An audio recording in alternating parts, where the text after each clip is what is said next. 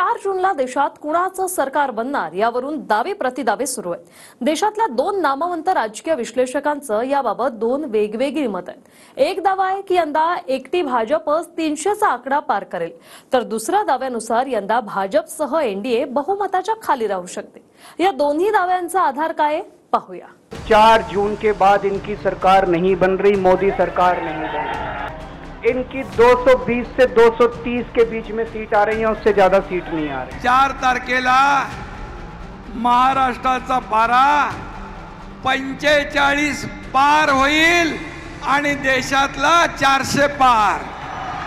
Definitely एक चीज तो क्लियर है कि बीजेपी के 370 नहीं आ रहे, लेकिन बीजेपी 270 के नीचे भी नहीं जा रही है, ये भी मोर और लेस क्लियर है। आज की तारीख में बीजेपी मेजॉरिटी नहीं ला रही। बीजेपी 272 से बहुत नीचे है। निवडणुकांचा 5वा टप्पा पूर्ण झाल्यानंतर देशामध्ये कुणाचं सरकार येणार यावरून दावे प्रतिदावे सुरू झाले। एक दावा सांगतो की भाजप आरामात 300चा आकडा पार करेल, तर दुसरा दावा आहे की भाजप यंदा स्वबळावर बहुमताचा आकडा गाठू शकत नाही। एक दावा असा आहे की एनडीएचा आकडा 400 नाही, पण हमखास 300च्या पुढे असेल। दुसरा दावा असा आहे की एनडीए मिळून सुद्धा बहुमत हे कट्टुकट होण्याची शक्यता आहे। डेफिनेटली एक चीज तो क्लियर है कि बीजेपी के 370 नहीं आ रहे, लेकिन बीजेपी 270 के नीचे भी नहीं जा रही है, ये भी मोर और लेस क्लियर है। मुझे ऐसा लगता है, मैं बार बार कह रहा हूं कि बीजेपी के नंबर मोर और लेस जो पिछले लोकसभा में आउटगोइंग लोकसभा में 303 का था, वही नंबर या उससे कुछ बेहतर 303 के इर्द गिर्द रहेगा।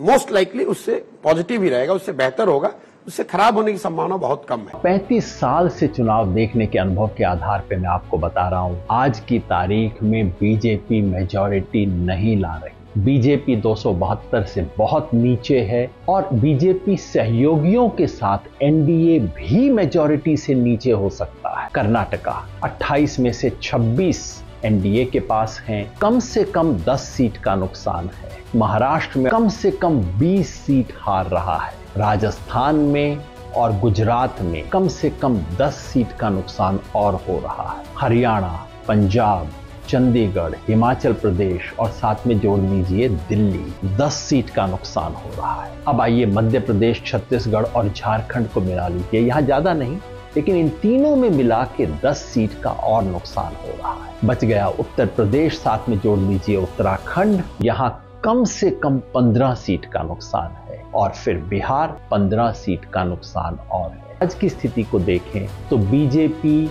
233 पे 70 सीट का नुकसान, साथ में एलाइज को जोड़ दें, एलाइज को आएंगी 35 सीट आज के हिसाब से, यानी कि 268 मेजॉरिटी से एनडीए भी नीचे हो सकता है। बिहार, बंगाल, उड़ीसा, तेलंगाना, आंध्र प्रदेश, तमिलनाडु और केरल, इन 225 सीटों में भाजपा के पास अभी इस लोकसभा में करीब 50 सीटें हैं। इन 250 सीटों में क्या हो रहा है? इन 250 सीटों में बीजेपी की वोट शेयर और सीट दोनों ही बढ़ रहा है। बंगाल में, उड़ीसा में, असम में, तेलंगाना में, आंध्र प्रदेश में, तमिलनाडु और केरल में, ईस्ट और साउथ में बीजेपी की सीटें 15 से 20 से बढ़ रही हैं और vote share across the region बढ़ेगा।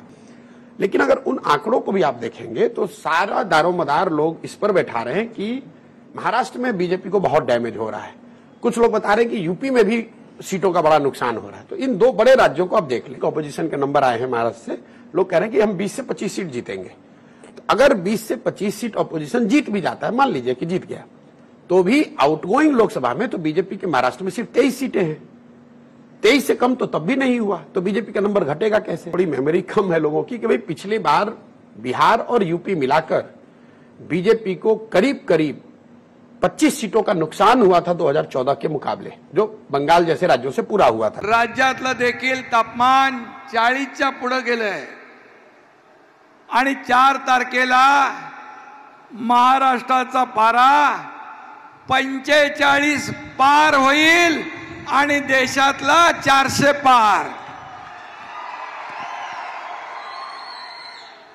आणि महायुतीच्या या तळपत्या विजयामध्ये विरोधकांची लंका खाक झाल्याशिवाय राहणार नाही। आणि काय होणार? तुतारीची काय होणार? पिपाणी. मेरा अपना आकलन है कि 4 जून के बाद इनकी सरकार नहीं बन रही, मोदी सरकार नहीं बन रही। दोस्तों, अगर मैं गलत हूं तो मेरे को बताना। हरियाणा में इनकी सीट कम हो रही है, राजस्थान में कम हो रही है, कर्नाटक में कम हो रही है, दिल्ली में कम हो रही है, बिहार में कम हो रही है, महाराष्ट्र में कम हो रही है, कर्नाटक में कम हो रही है, बंगाल में कम हो रही है, झारखंड में कम हो रही है।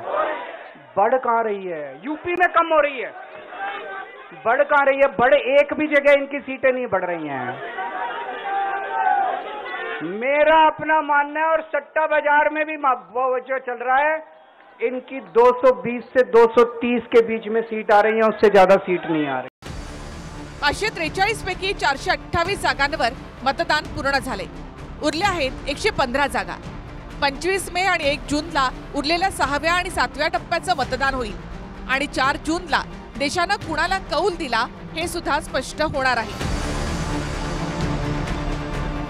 2019ला 5व्या टप्प्यानंतर 438 जागांवर मतदान पूर्ण झालं होतं। त्यावेळी कोण किती जागा जिंकलेलं याची आकडेवारी आपण पाहूया। यापैकी भाजपा 238, एनडीए 275, काँग्रेस 44 तर यूपीएनं 85 जागांवर विजय मिळवला होता। यंदा मात्र दोन्ही बाजूनं आपल्यालाच कौल मिळण्याचा विश्वास व्यक्त होतोय।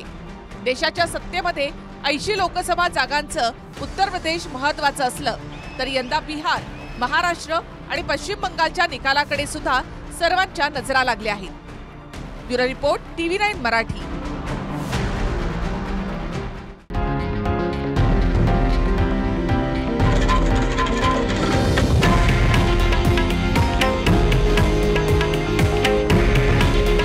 हे आहे देशातील नंबर 1 न्यूज नेटवर्क आणि आपण पाहत आहात TV9 मराठी।